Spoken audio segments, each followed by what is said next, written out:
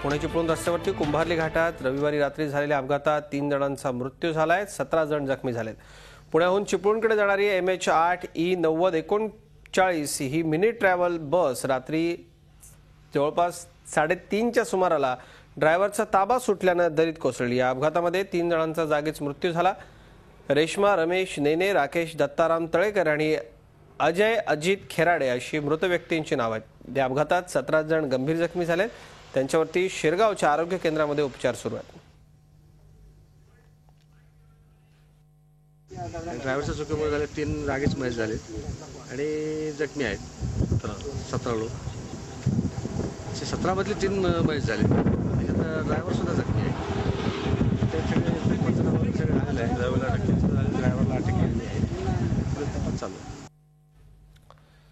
आपण बघतो सकाळी पहाटेच्या वेळेला साधारण 3 ते 5च्या दरम्यान मोठे अपघात होत असतात। साधारण घाट रस्त्याच्या वेळी या काळात प्रवास करू नये असं पोलिसही सातत्याने वारंवार आवाहन करतात। मात्र तरी देखील जीव धोक्यात टाकून पहाटेच्या वेळी प्रवास केला जातो आणि त्यामुळे असे सगळे अपघात घडतात। चालकाचं नियंत्रण सुटल्यामुळे हा अपघात झाला। या अपघातानंतर तातडीने या ठिकाणी मदत पोहोचवण्यात आली। जखमी शिरगावच्या रुग्णालयामध्ये उपचार घेत आहेत। झी 24 तास एक पाऊल पुढे।